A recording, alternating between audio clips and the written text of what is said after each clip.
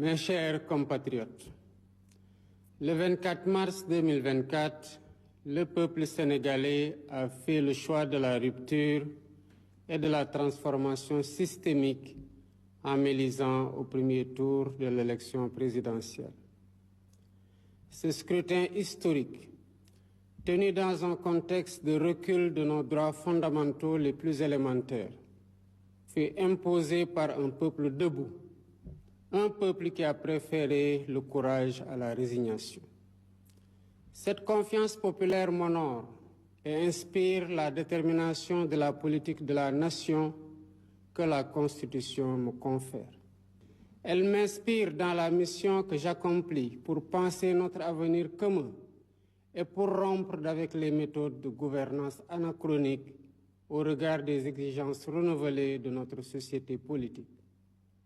Dès mon installation, j'ai entrepris de faire l'inventaire, comme m'y oblige l'article 1.7 de la loi portant code de transparence dans la gestion des finances publiques.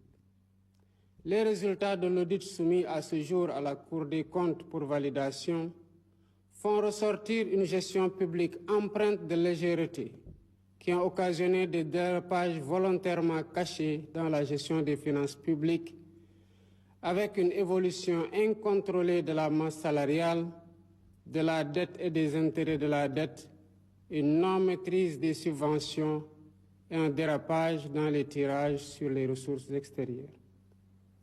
Les manquements notés ont entraîné une détérioration grave du cadre des finances publiques de notre pays.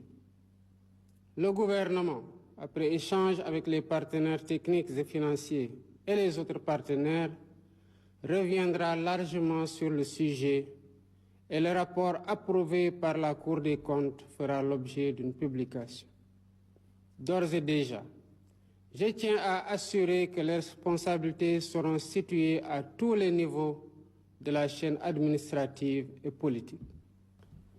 Mes chers compatriotes, mon serment devant Dieu et la nation d'honorer nos institutions et tremper du sang des Sénégalais tombés l'idéal national en bandoulière lors des nombreuses luttes pour notre démocratie.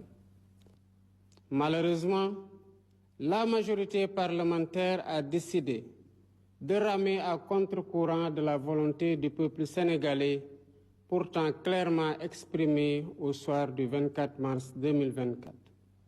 D'abord en refusant, le 29 juin 2024, de tenir le débat d'orientation budgétaire pourtant obligatoire pour le motif simpliste d'une supposée attaque reçue sur le terrain politique. Cette violation d'une obligation légale prévue par l'article 56 de la loi organique relative aux lois de finances aura gravement contribué à ternir l'image du Sénégal aux yeux des institutions internationales. Ensuite, en rejetant le 29 août 2024 le projet de loi constitutionnelle visant à concrétiser la promesse que j'ai faite au peuple de supprimer le Haut Conseil des collectivités territoriales et le Conseil économique, social et environnemental, alors que la situation des finances publiques impose urgemment de rationaliser les dépenses publiques. Enfin, en allant jusqu'à l'usurpation des prérogatives constitutionnelles du président de la République pour fixer une date pour la déclaration de politique générale en violation flagrante de l'article 84 de la Constitution et de l'article 97 de la loi organique portant règlement intérieur de l'Assemblée nationale, sans parler de la menace d'une motion de censure que cette majorité fait planer sur le gouvernement. Mes chers compatriotes, en imposant par la force du droit la date du 13 septembre 2024 pour la déclaration de politique générale, il ne s'est pas agi de duper le peuple sénégalais, mais simplement d'asseoir fermement l'autorité de la loi et de rappeler par les actes que l'ordre politique sous mon magistère ne supplantera jamais l'ordre légal. Il y allait donc de mon devoir juridique, éthique et moral de ne céder la moindre parcelle de tolérance aux contenteurs de la loi. J'en ai donc conclu que le gage d'une collaboration franche avec la majorité parlementaire dans le seul intérêt du peuple sénégalais était une illusion. Celle-ci ayant décidé de se détourner du peuple pour promouvoir le culte du blocage et ainsi entraver la mise en œuvre du projet sur la base duquel j'ai été élu.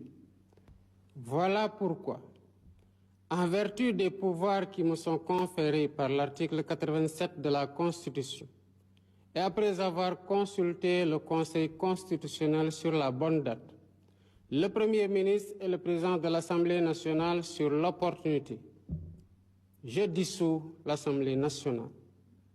La date des élections législatives est ainsi fixée au dimanche 17 novembre 2024. Je dissous l'Assemblée nationale pour demander au peuple souverain les moyens institutionnels qui me permettront de donner corps à la transformation systémique que je leur ai promise.